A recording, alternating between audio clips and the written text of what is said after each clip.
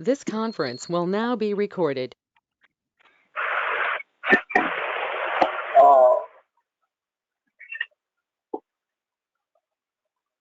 आज इस सुबह सत्संग में परम प्रेममय श्री ठाकुर अनुकूल चंद्र जी के रातुल चरण में मेरे शतकोटि प्रणाम। श्री वर्मा, श्री वर्धा आचार्य देव परम पूज्यपाद दादा के रातुल चरण में मेरे शतकोटि प्रणाम। आज इस पुण्य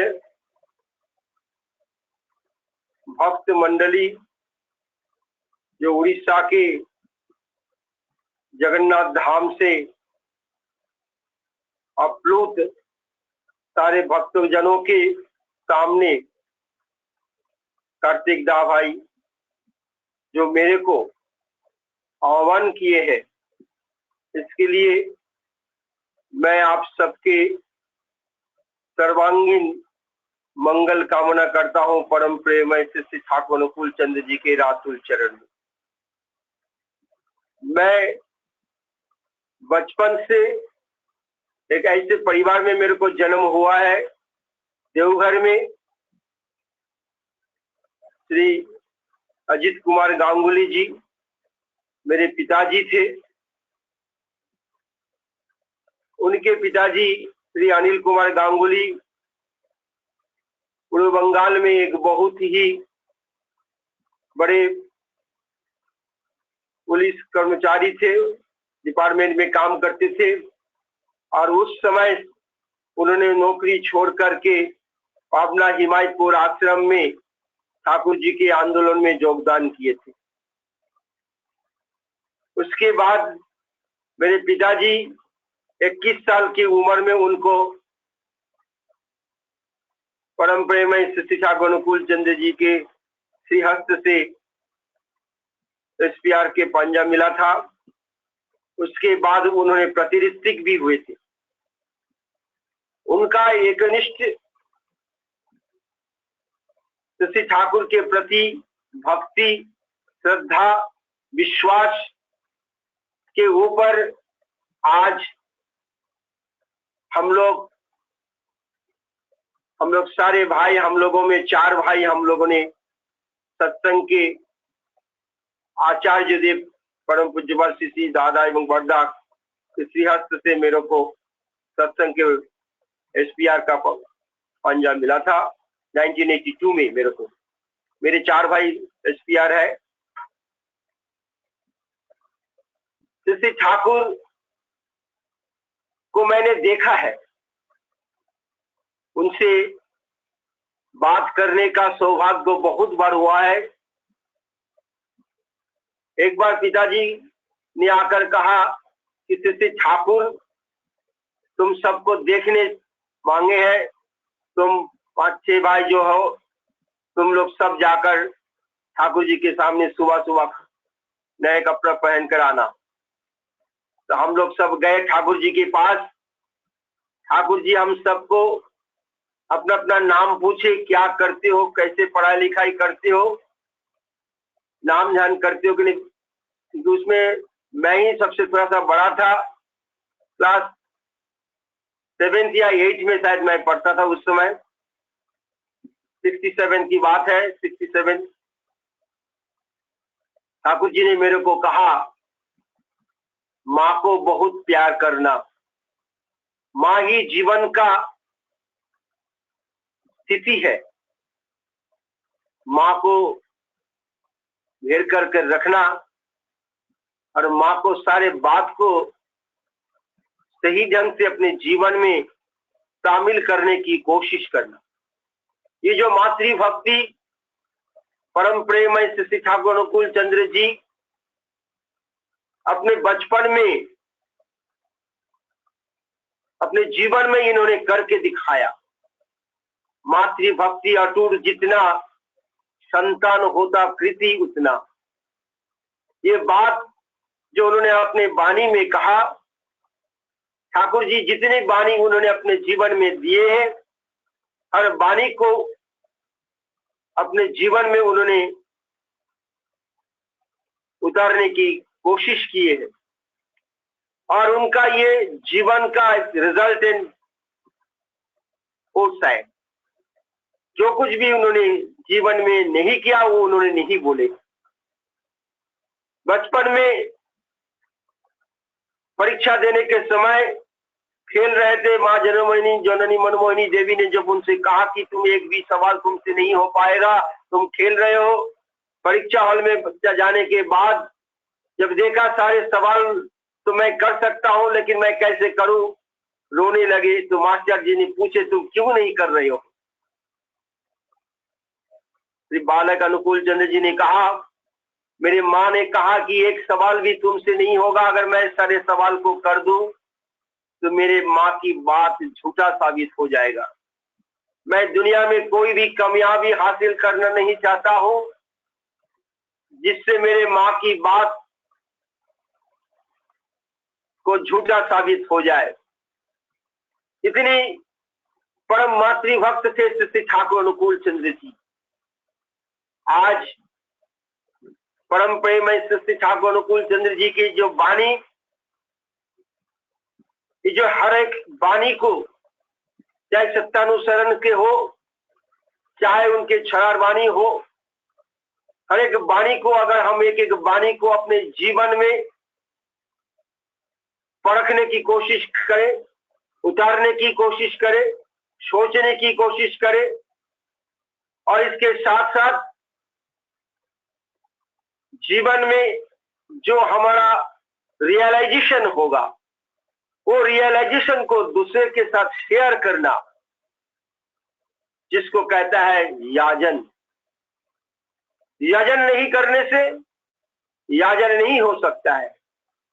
यजन का मतलब ही है कि ईश्वरीय भावना को, सदगुरु के भावना को, सदगुरु के आदर्श को, सदगुरु के जो डिवाइन फिलॉसफी को, उनको अपने जीवन में उतारने की कोशिश करना। उसके पश्चात हमारे जीवन में जो रियलाइजेशन होगा, जो अनुभूति होगा, उस अनुभूति को दूसरे के अंदर बोलना, दूसरे के अंदर प्रस्फुटित करना, दूसरे के अंदर डालना, दूसरे को बोलना, दूसरे के अंदर ईश्वरीय भावना को उतारने की कोशिश करना, जिसको कहता है याजन। इसलिए कहता है यजन नहीं करके अगर हम याजन करने लग जाते हैं तो संसार या परिवेश को विध्वंस की ओर हम ले जाते हैं। इसलिए यजन के साथ साथ हमको याजन करना पड़ता है और साथ साथ जो हमारे प्रभु, जो हमारे सदगुरु, जिनके दया से, कृपा से मेरे को इस मनुष्य जीवन मिला है और इस मनुष्य जीवन में हमने उनको अपने गुरु के रूप में पाया है, उनके भरण पोषण के लिए हमें इष्ट वृत्ति करने की बहुत जरूरी है। उनको समझना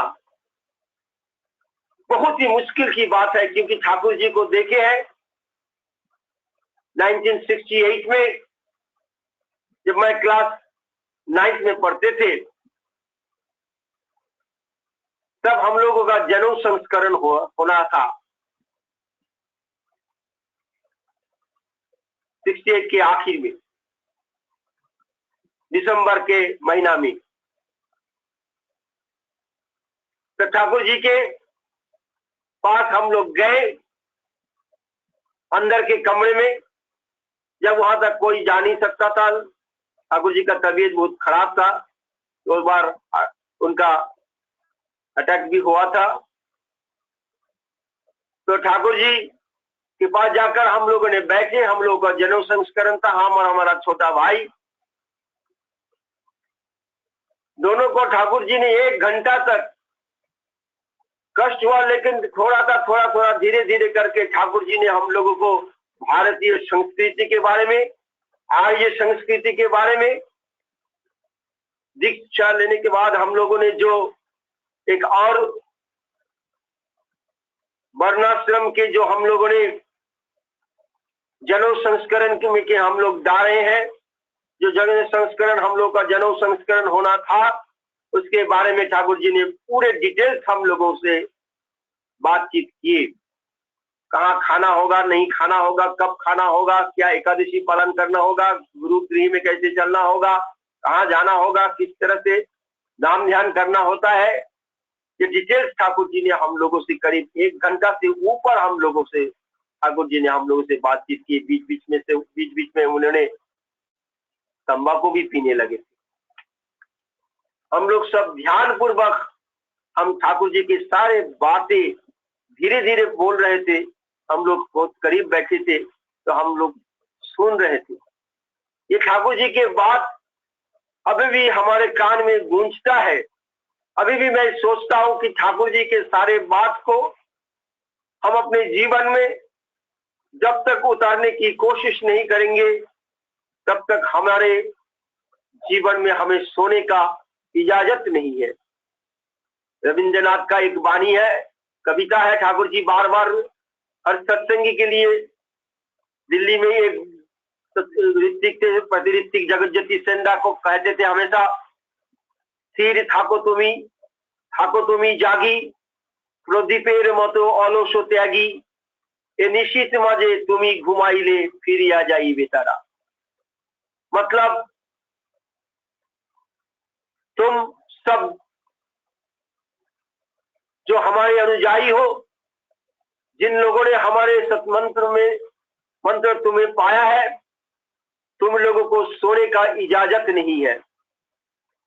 तुम्हें हर वक्त इष्ट के बारे में सोचना है और इष्ट के बारे में लोगों के पास बोलना है, उनको प्रेरित करना है। पुरुषोत्तम आया है उनके बात को बोलने के लिए। एक दिन निराला निवेश में ठाकुर जी अपने बिछावन पर सोए हुए रात में उनके परम भक्त श्री रणिगोपाल चक्रवर्ती दास उनके सेवा में है। रात में अचानक ननिदा देख रहे हैं कि ठाकुर जी छटपटा रहे हैं बिस्तारा पर। मच्छरदानी उठा करके वो ठाकुर जी से थोड़ा पूछता है, ठाकुर जी क्या आपका क्या तकलीफ हो रहा है, थोड़ा बोलिए, किसी को बुलाना है या पानी पिलानी है, डॉक्टर की बुलानी है, दवाई देनी है, क्या प्रॉब्लम है। ठाकुर जी उठकर ननिदा का हाथ पकड़ते हुए ननिदा को कहा, ननी, मेरे प्यारे ननी, मेरे बच्चे ननी, तुम मेरे से वादा करो, तुम हर घर घर में जाओगे, तुम मेरे बात को बोलोगे, पुरुषोत्तम आया है उसके संदेश तुम लोगों तक पहुंचाओगे। दुनिया बहुत दुखी है, मेरे को सुनाई दे रहा है लोग रो रहा है, अपने दुख दर्द तकलीफ में चारों ओर उनके रोने की जो क्रंदन ध्वनि मेरे को कान में गूंज रहा है, मैं सो नहीं पा रहा हूं। ननी, मेरे बच्चा, मेरे प्यारे ननी, तुम मेरे से वादा करो कि तुम हर घर में जाकर तुम पुरुषोत्तम के बाद मेरे बात तुम लोगों के तक पहुंचाओगी। ननिदा उनसे वादा किए, हाँ ठाकुर मैं करूंगा, मेरे जिंदगी के आखिरी दिन तक मैं आपके बात याजन के माध्यम से, सेवा के माध्यम से मैं आपका बात लोगों तक पहुंचाऊंगा। ननी चक्रवर्ती दास ज्योतिरितिक थे और अपने जीवन में हर जिंदगी के आखिरी दिन तक उन्होंने कहा था। ठाकुर जी को इज ए नॉर्मली नॉर्मल, इतने नॉर्मल थे इसको समझने में बहुत प्रॉब्लम है। Abnormally normal and wisely foolish, इतनी ज्ञान के भंडार थी। जो कोई भी उनके पास कोई भी समस्या को लेकर जाते थे तुरंत उसका समाधान मिलता था, तुरंत ठाकुर जी कोई ना कोई वाणी देते थे। सिर्फ उनके सामने सिर्फ नहीं, दुनिया के किसी भी कोने में कोई भी आदमी जब ठाकुर जी के कोई भी बात ठाकुर जी से पुकारते थे, ठाकुर जी तुरंत उसके वाणी देते थे। ठाकुर जी वाइजली फूलिश लगता था और गॉर्जियसली सिंपल, ठाकुर जी को मैं देखा है, कितनी बढ़िया बिस्तर पर, कितना साफ सुथरा बिस्तर पर, कितना गॉर्जियसली रहते थे, राजा के तरह रहते थे, लेकिन कितना सिंपल। कभी कभी पतला सा एक बनियान, कभी कभी एक चद्दर ओढ़ते थे। इतना सिंपल थे कि लोग उनको अंडर एस्टिमेट करते थे। समझने की प्रॉब्लम था उनको, इतने प्रॉब्लम थे। ठाकुर जी मेरे पिताजी को बहुत प्यार करते थे। एक बार पाबना से ठाकुर जी के आशीर्वाद से नॉर्थ बंगाल में एक गांव में, अलीपुरद्वार नॉर्थ बंगाल के गांव में दीक्षा देने के लिए मेरे पिताजी को भेजे गए थे। पिताजी के कुछ समय पर पाबना हिमायतपुर आश्रम में लोगों के खाने पीने के तकलीफ से, कपड़े के लत्ते के तकलीफ से, पिताजी के बदन में थोड़ा अच्छा कपड़ा भी नहीं था, फटा हुआ कपड़ा था।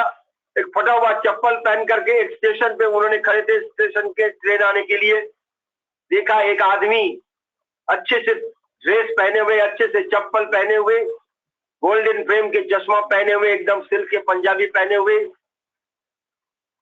अपने नौकर के साथ जा रहा है। पिताजी बैठे बैठे सोच रहे थे कि ठाकुर जी, हम आप लोगों के काम करते हैं, आपके काम करते हैं, आपके बाद लोगों के तक पहुंचाते हैं, और ये आदमी आपका सोचता भी नहीं, आपका काम भी नहीं करता, लेकिन कितना बढ़िया कपड़ा, कितना बढ़िया चप्पल पहने हुए जा रहे हैं, कितना बढ़िया गोल्ड फ्रेम की चश्मा पहने हुए, मुंह में पान चिबाते चिबाते हुए। और आज हम लोग, मेरे पास एक अच्छा चप्पल भी नहीं है, अच्छा कपड़ा भी नहीं है। ऐसे सोचते सोचते एक ट्रेन आया, पिताजी वहां पहुंचे।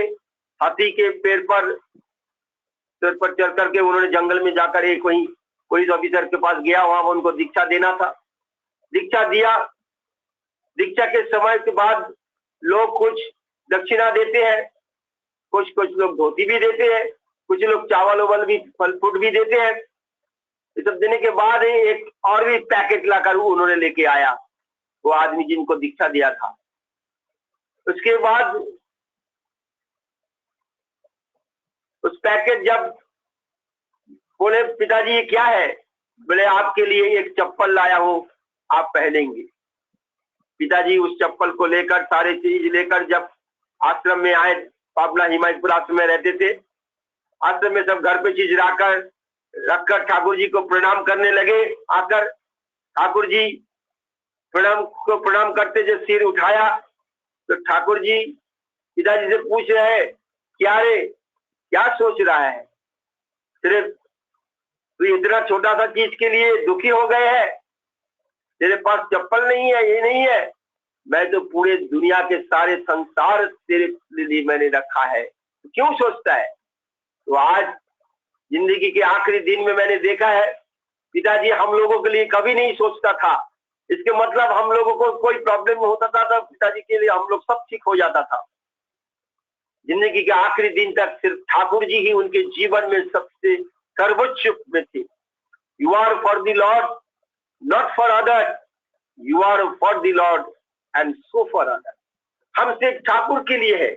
आज इस कोविड-19 के समय पर जो चारों ओर एक वायरस के आक्रमण से तो हम लोग, पूरे संसार दुखी हो चुका है, और इस समय पर एक भयानक परिस्थिति में भी जो चारों ओर सिर्फ मौत ही मौत हो रहा है, बीमार में लोग पड़ रहे हैं, और इस भयंकर परिस्थिति में हर सत्संगी लोग चारों ओर, चाहे बंगाल में हो, बॉम्बे में हो, पूना में हो, उड़ीसा में हो, बिहार में हो, यूपी में हो, बंगाल में हो, दिल्ली में हो, हर जगह पर सत्संग विहार के कर्मी लोग कितने बढ़िया से सत्संग के माध्यम से, चाहे सुबह हो शाम हो, सत्संग के माध्यम से अपने जीवन में हर प्रॉब्लम का समाधान पा रहा है, कर रहा है। उसके जीवन में खुशी ही खुशी है, आनंद ही आनंद है। ठाकुर जी कहते हैं,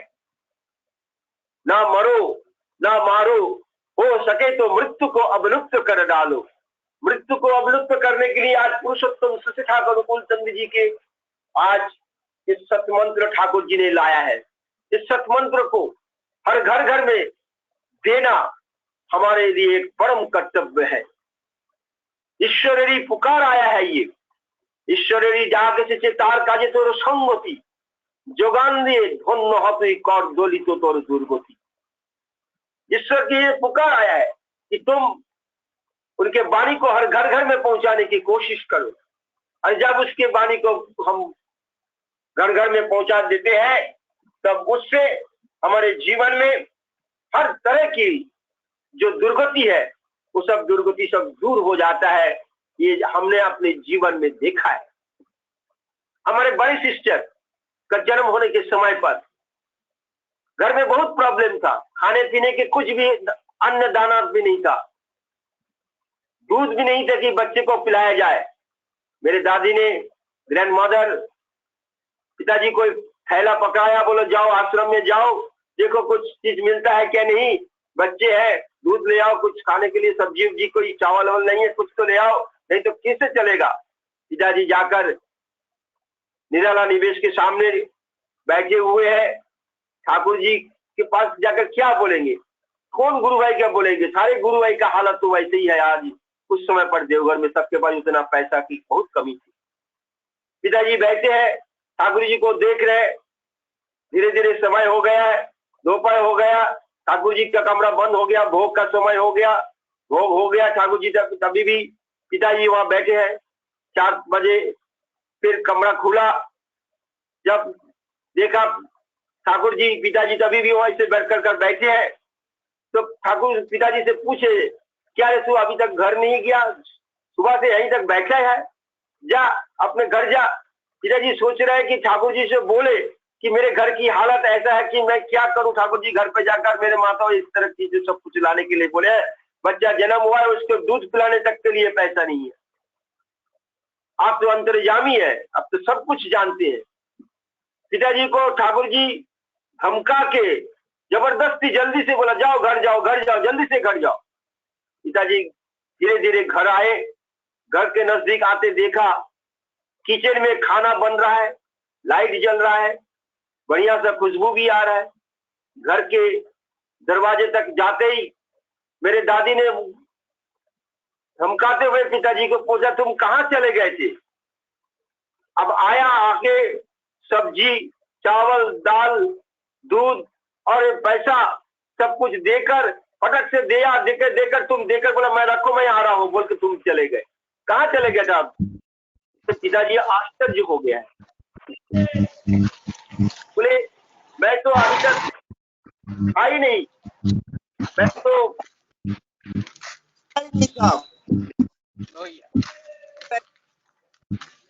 तो ठाकुर जी के पास बैठा था, ठाकुर जी के बात ही सुन रहे थे और अभी ठाकुर जी ने मेरे को धमकाए हुए मेरे को जल्दी जल्दी घर तक आने को कहा। मैं तो सुबह जब गया था उसके बाद मैं आप घर ही आया नहीं था।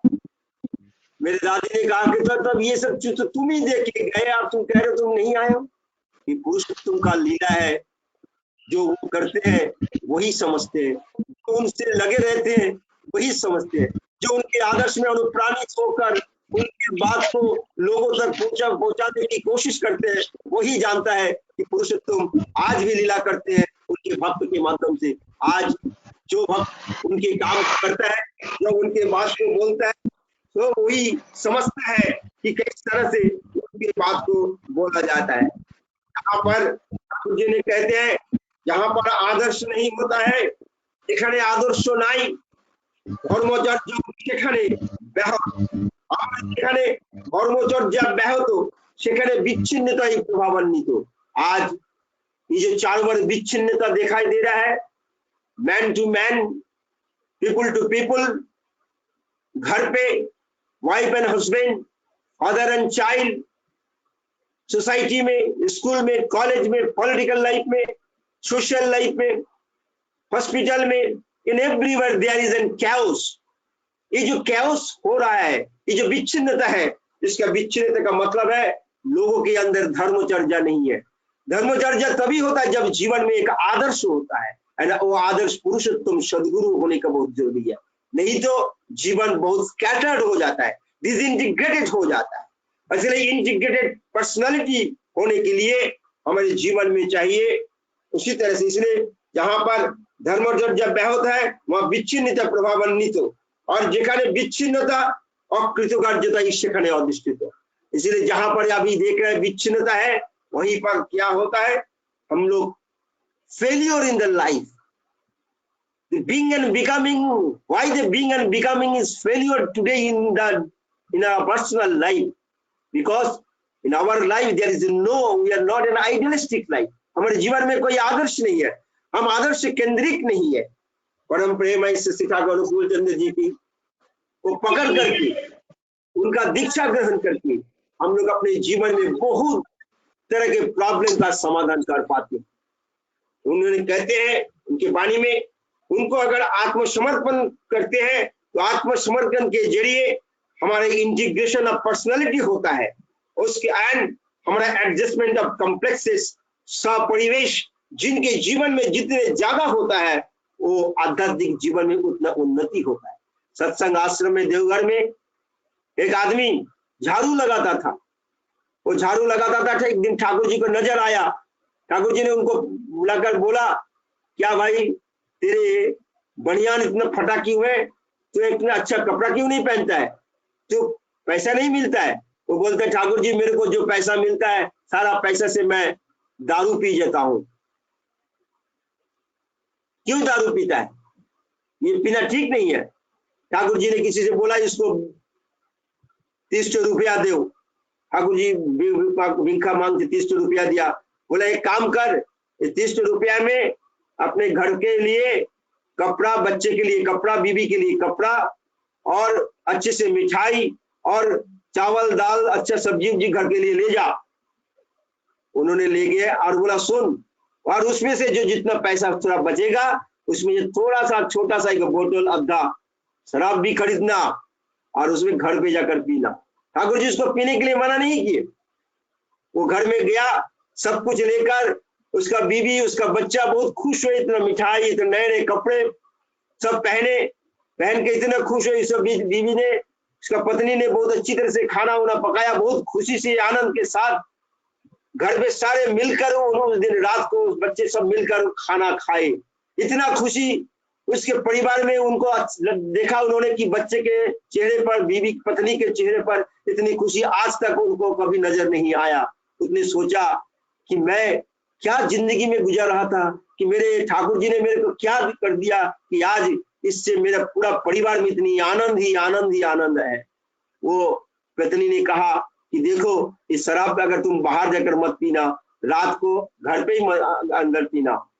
उसने शराब की बोतल लिया, ठाकुर जी की याद आई, उन्होंने शराब पी नहीं पाया। बोले ठाकुर जी मैं शराब पी नहीं पाऊंगा, अपने मेरे मन को क्या कर दिया। वो शराब की बोतल बाहर फेंक दिया।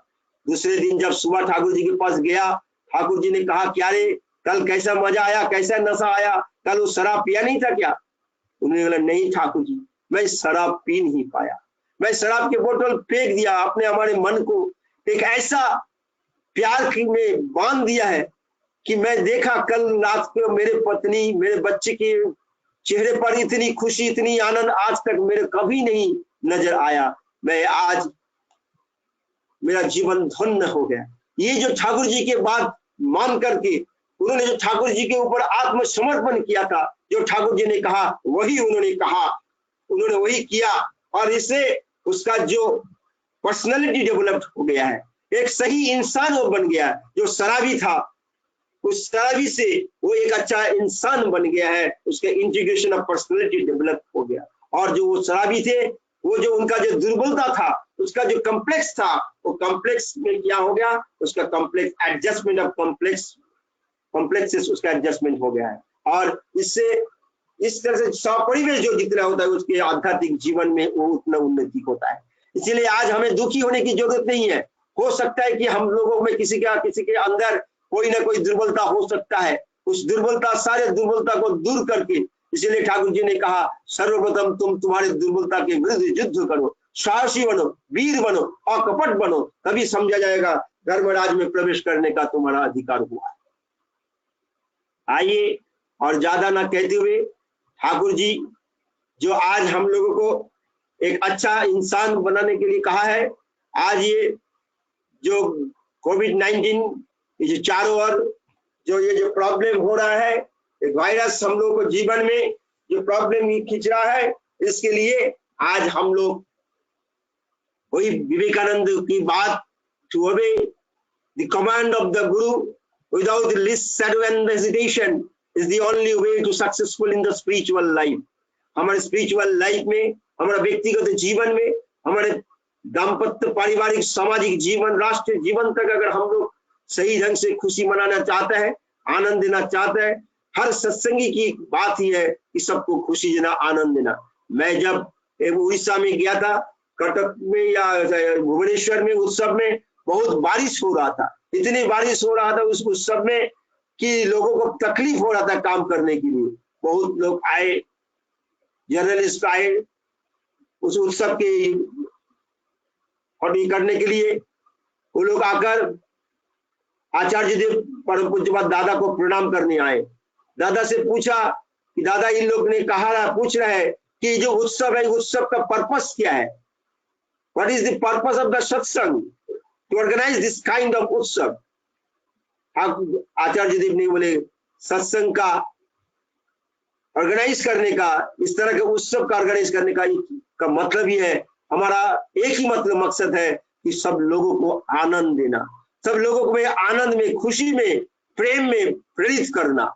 यही है सत्संग का उद्देश्य। और इस उद्देश्य को लेकर आज हम सब, हर सत्संगी लोग आपस में इंटीग्रेशन का इंटीग्रिटी हमारे साथ है। हमारे अंदर सब लोगों का एक संगति है। ये जो संगति है, ये संगति हमेशा बरकरार रहेगा जब हम सब मिलकर हम आचार्य संग करेंगे, बाबाईदा के संग करेंगे, देवघर में जाएंगे, उन लोगों की बात सुनेंगे। अभी भी ठाकुर जी लीला कर रहे हैं, आचार्य देव बाबाईदा के माध्यम से लीला कर रहे हैं। हम लोग देवघर में जाकर जब उन लोगों के साथ मिलेंगे, बातें करेंगे, उनके सिरेंगे, यजन याजन इष्ट विधि शस्त्र सदाचार परायण होकर चलेंगे, तभी हमारे जीवन में आनंदी, खुशी और स्वस्ति के अधिकारी हम लोग बनेंगे। इसके साथ साथ हम आप सबके लिए परम प्रेम में सीता गुरुचंद जी के रातुचन में सबका सर्वांगीण मंगल प्रार्थना करता हूँ। जय गुरु।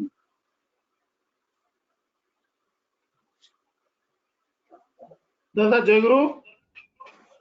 परम श्रद्धेय परम श्री श्यामल गांगुली की आलोचना बहुत सुंदर, चित्ताकर्षक, मनमुग्धकर और हृदय स्पर्श। उनके जो अनुभूति वो वर्णना किए बहुत जीवनीय। इसलिए दादा की सुस्त, दीर्घ, निरामय और इष्टपूत जीवन के लिए परम दयाल की चरण में हम प्रार्थना निवेदन करते हैं। वर्तमान जय राधे हेब भद्रकरू चंदन भाई आम सहित जोड़ी अच्छा, निवेदन करुच्ची जय राधे करेंगे और तापर ध्वनि दे देवे। चंदन भाई।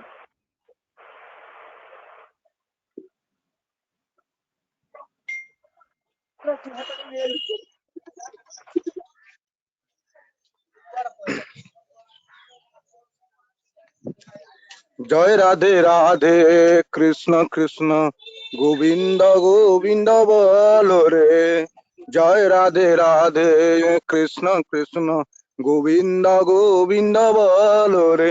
राधे गोविंद गोविंद गोविंद गोविंद गोविंद बोले सदा डाको रे। जय राधे राधे कृष्ण कृष्ण गोविंद गोविंद बोलो रे। छाड़ो रे मन कपट चातुरी बदने बोलो हरि हरि। हरि नामे परम ब्रह्म जीवे रे मूलधन अधर्म कुकर्म। छाड़ो रे जय राधे राधे कृष्ण कृष्ण गोविंद गोविंद बोलो रे। छाड़ो रे मन भवेर आशा अजपा में करो रे। राधे गोविंद नामटी बदने लइए नयन निरे सदा भासरे। जय राधे राधे कृष्ण कृष्ण गोविंद गोविंद बोलो रे। राधे गोविंद गोविंद गोविंद गोविंद गोविंद बोले सदा डाको रे। जय राधे राधे कृष्ण कृष्ण गोविंद गोविंद बोलो रे।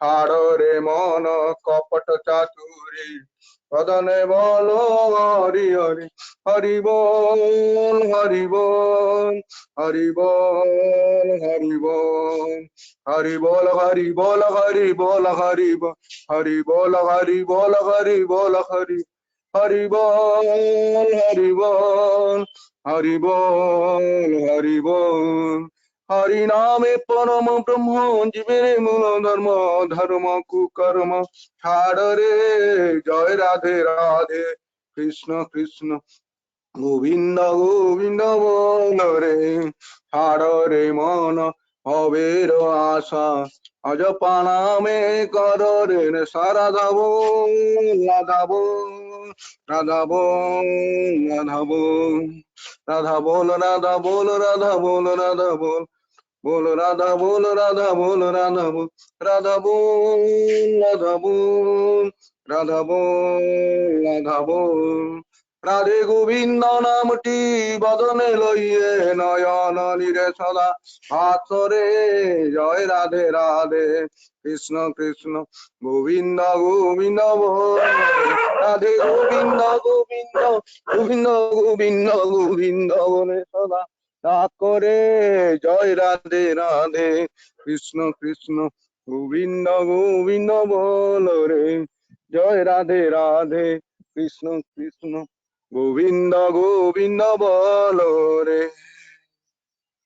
বন্দে পুরুষোত্তমম वंदे वंदे पुरुषोत्तमं तमाम বন্দে পুরুষোত্তমম वंदे पुरुषोत्तमम বন্দে পুরুষোত্তমম वंदे वंदे पुरुषोत्तमम पुरुषोत्तमम परम श्री ठाकुर को चंद्र जी की जय जय प्रेम श्री ठाकुर को चंद्र जी की जय जय ठाकुर को चंद्र जी की जय जय श्री श्री लक्ष्मी माँ की जय श्री श्री लक्ष्मी माँ की जय जननी श्री श्री लक्ष्मी माँ की जय श्री श्री बड़दा की जय बड़दा की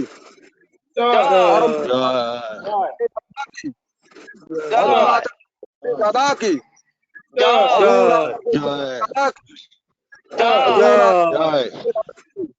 सत्संग की दीक्षा की वंदे पुरुषोत्तम वंदे पुरुषोत्तम वंदे पुरुषोत्तम अंकुश दैवतम वंदे वंदे कृष्ण दैवतम पुरुषोत्तम वंदे श्री ठाकुर चंद्र जी की जय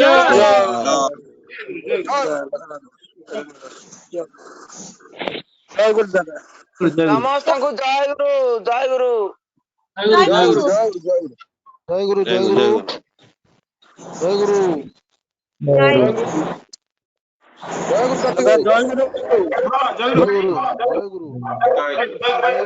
जय गुरु जय गुरु जय गुरु जय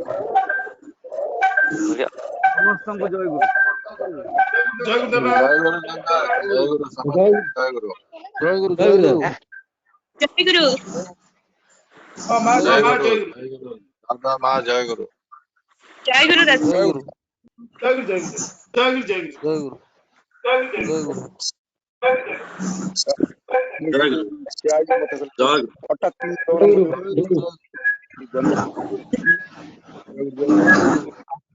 जय गुरु दादा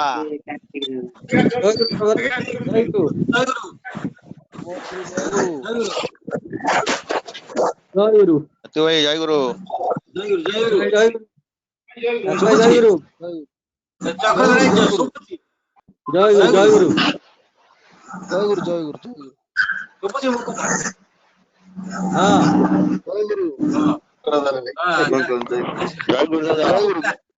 आज पूरा ड्रेस रे अछ मसरे सुबुची जय गुरु जय गुरु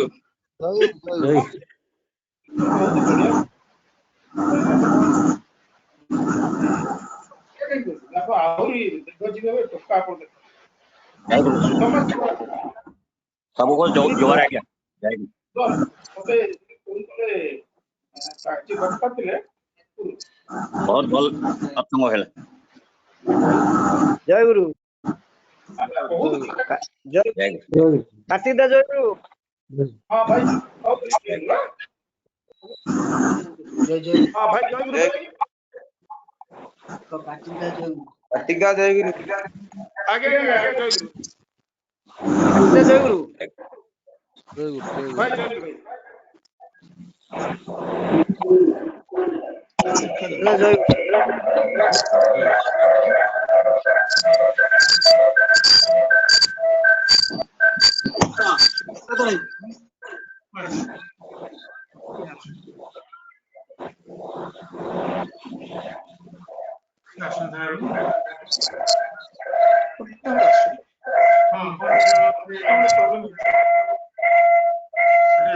ହଉ ଭାଇ ମାନେ ମିଟିଂ ଏଣ୍ଡ କରିବା।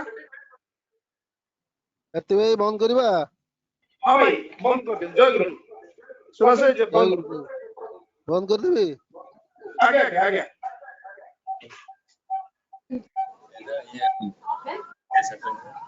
ଜୟ ଗୁରୁ ଭାଇ ଜୟ ଗୁରୁ ହଁ ଭାଇ ଜୟ ଗୁରୁ। ଆଉ ସେପଟେ ସରିଲାଣି ଆପଣ ଟିକେ ଏପଟକୁ ଆସନ୍ତୁ କାହା କଥା ଭାଇ? ଆଜ୍ଞା କିଏ କହୁଥିଲେ ଭାଇ? କିଏ କହୁଥିଲେ? ମାନସ ଭାଇ କହୁଥିଲି ଷଡଙ୍ଗୀ ପଟକୁ ଟିକେ ଆସନ୍ତୁ ମୁଁ ତ ଯାଉଛି। ଆଜ୍ଞା ଅରୁଣ ଭାଇ ପୁରା ଅଛନ୍ତି ଆମର ନିଜ ଡିପାର୍ଟମେଣ୍ଟ ଲୋକ। ଆଜ୍ଞା ଆଜ୍ଞା ଆସନ୍ତୁ ଆମେ ସାର୍ ଆମର କମିଶନର ରିଟାୟାର୍ଡ ଆର୍ଥମନ୍ତ୍ରୀ ସାର୍ ଆଉ ମୁଁ ନିଜେ ସାଙ୍ଗ ହେଇକି ବସିଛୁ। ଏବେ ଜଷ୍ଟ ଲଗେଇଲୁ ଲଗ ଇନ୍ କରୁଛୁ ଯିବୁ। ଆଜ୍ଞା ଜୟ ଗୁରୁ। ଆପଣ ଭାଇ ଦୟାକରି ଆମର